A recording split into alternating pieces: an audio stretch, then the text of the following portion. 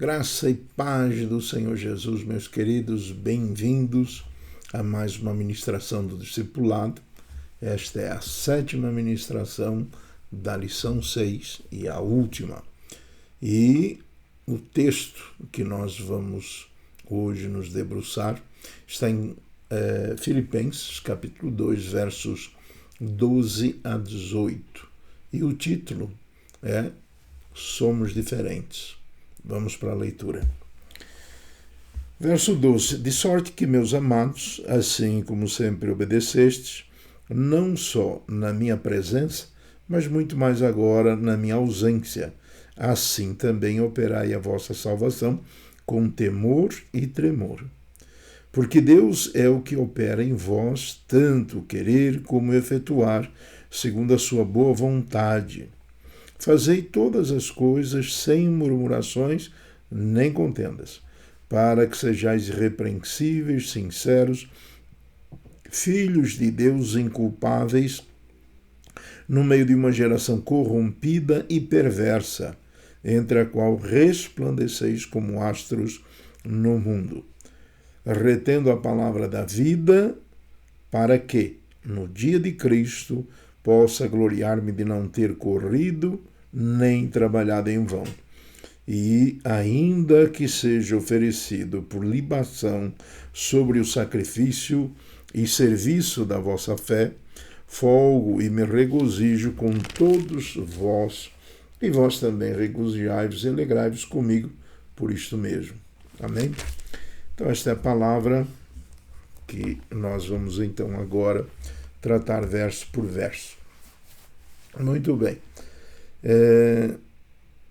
A questão é a obediência. Nós vemos aqui que esta igreja era uma igreja que obedecia. E Paulo falou assim, olha, quando eu estive aí, vocês me obedeceram, mas agora, na minha ausência, vocês devem obedecer mais ainda, E ele diz, claramente aqui, o seguinte, mas muito mais agora, na minha ausência. Assim também operai a vossa salvação com temor e tremor. Esta parte nós precisamos ir realmente com cuidado. Do que ele está falando? Ele está falando da nossa caminhada com Cristo. A nossa salvação, operar a nossa salvação, está trabalhando, crescendo, sempre em obras nesta nossa nova vida com Jesus. Mas o que ele diz é com temor e tremor. Operai, fazei isto com muito cuidado, muito zelo. Então, é algo que nós precisamos ficar realmente atentos. Quando ele diz operai a vossa salvação com temor e tremor, significa um zelo tão grande, um cuidado tão grande na nossa forma de viver, como servos de Cristo, que requer toda a nossa atenção. E isto é uma responsabilidade que ele está trazendo para nós. Operai, quer dizer, nós temos que fazer isto. Agora, não conseguimos fazer isso sozinho, e aí vem o verso 13 e diz, porque Deus é o que opera em vós, tanto querer como efetuar, segundo a sua boa vontade. Então, Deus, ele trabalha através do Espírito Santo de Deus que está em nós, no sentido de que nós obedeçamos ao Senhor naquilo que ele nos ensinou através do Evangelho. Então, ele vai nos ajudar, mas é necessário que nós primeiro tenhamos a decisão de levar esta palavra como ela está sendo dita, ou seja, muito a sério, com muito cuidado. E por que isto? É pela questão do testemunho. O cristão não pode, em hipótese alguma, ser motivo de desonra para o nosso Senhor, que por nós pagou tão caro. Na verdade, nós devemos honrá-lo pelo amor, né, que ele teve para conosco. Um amor tremendo. Então nós temos que honrá-lo. Esta deve ser aquilo que a gente deve ter no nosso coração. E verso seguinte, né, o verso 14, fazei todas as coisas sem murmuração nem contenda. Bem, se houver murmuração, se houver discussão, então nós já estamos dando um mau testemunho. A questão toda é testemunho, é comportamento. A palavra em outro lugar ela diz que nós devemos morrer todos os dias como uma ovelha que ia para o matador, em silêncio. Então, muito cuidado, sem murmurações, se ficasse lamentando, falando deste, daquele, né, discutindo. Não. Nós temos uma postura totalmente diferente. Olha a postura de Cristo. O que ele está pedindo? Que eles sejam obedientes. Né? Obedientes já eram quando Paulo esteve lá. Mas agora que fossem mais obedientes. Mas por quê? Por causa do nosso mestre. Olha o verso 8, diz: e, achado na forma de homem, humilhou-se a si mesmo, sendo obediente até a morte de cruz. Então, da mesma forma que Cristo foi obediente ao Pai em tudo que se refere ao Evangelho, da mesma forma nós devemos ter o mesmo procedimento. É isto que ele espera de nós. Por quê? Existe uma razão. Então, o verso 15 diz: para que sejais irrepreensíveis, ou seja, sem mácula, sem falha, e sinceros. Né? O que é sinceros? Verdadeiros, né? Autênticos, filhos de Deus, inculpáveis, ou seja, que não possam achar culpa em nós, porque nós estamos no meio, como está escrito aqui, né, de inculpáveis no meio de uma geração corrompida e perversa. Ou seja, uma geração que vive no pecado e que é cruel. Mas nós não podemos ter a mesma postura. É essa a razão do título. Nós somos diferentes. Temos que ser diferentes. Temos motivos de sobra para ser diferentes. Então, ele diz: entre a qual resplandeceis como astros no mundo. Resplandecer como um astro. Ora, pensa aí no sol, nas estrelas, resplandecem, né? E o que significa isto? Para resplandecer como astro, o astro está em cima. O astro ilumina porque a luz vem de cima. Deus, que nos deu a palavra, e de quem esta palavra é de cima. É o nosso Deus. Ela não veio da boca de homens terrenos.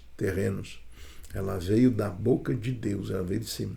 E por isto, ela é que é efetivamente a luz desse astro. Se eu não tiver palavra, se eu não comunicar para o meu próximo a palavra de Deus, se eu não tiver atitudes, né, de servo de Deus, no sentido de ser obediente, manso, humilde, então eu não sou astro. Mas o que é que a palavra de Deus diz? Vós sois. Tem que ser, porque tem a palavra. A palavra de Deus é a razão dela se chamar, né? Nos dar a condição de sermos como astros. Por quê? Por causa da luz dela. Não é porque nós somos importantes, é porque a luz dela, a luz da palavra, que alumia em trevas. Quem são as trevas? É o mundo. É o entendimento humano sem Deus. E o que é a luz? A luz é a revelação da verdade espiritual acerca de Deus o Pai e aquilo que nós devemos obedecer. Muito bem. Então, por que somos luz? Como astros? Quando nós tivermos a palavra em nós, colocarmos essa palavra como rios de água viva para fora, e assim nós vamos ser sal, nós vamos ser luz, que efetivamente vai ter, vamos dizer assim, vamos ser de extrema utilidade. Se nós não fizermos isto, seremos inúteis. E não dá para servo que foi comprado por um preço tremendo não cumprir a razão pela qual foi comprado. A coisa é séria. Então, ele diz, retendo a palavra da vida. O que é a palavra da vida? O Evangelho. A palavra, segurar a palavra, reter, seguir, obedecer.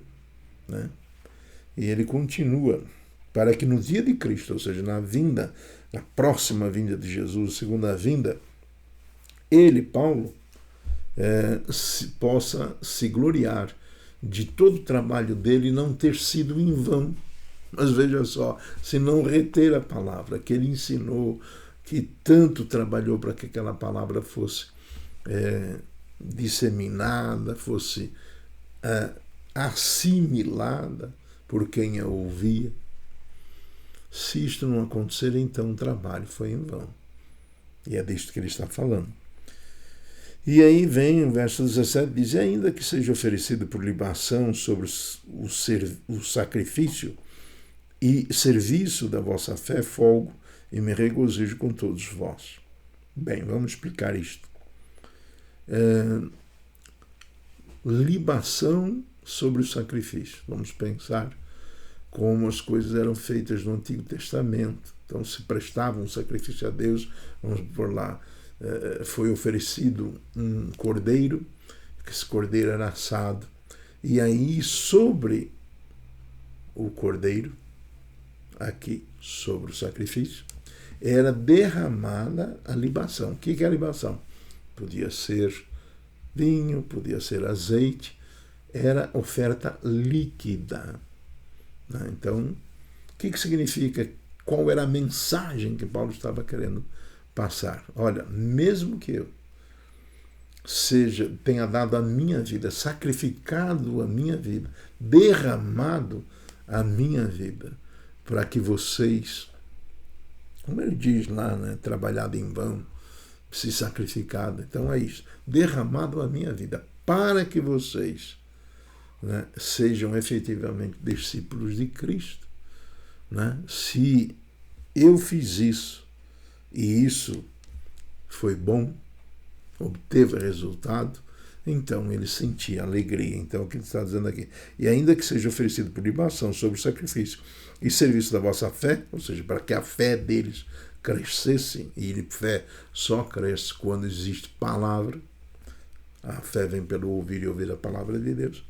Muito bem, folgo, ou seja, me alegro e me regozijo, congratulo, uma alegria muito grande com todos vós.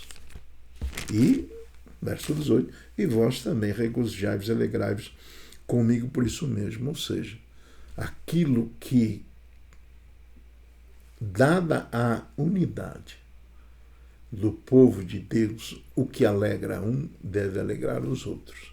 É disso que ele está falando. Eu me alegro e vocês devem se alegrar comigo. Amém? Então, questão que a gente não pode esquecer. Nós não podemos ser como o mundo. Temos que ser diferentes. O mundo está corrompido e é cruel. Nós devemos ser mansos, humildes, santos, porque somos separados, e bondosos. Vamos orar?